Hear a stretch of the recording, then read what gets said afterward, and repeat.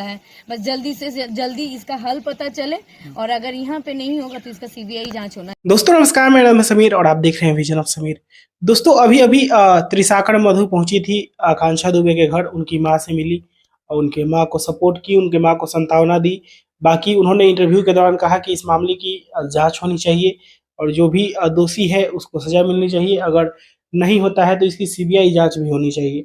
ऐसा मांग उन्होंने रखा है त्रिसाकर मधु जी ने वहां पे जाकर।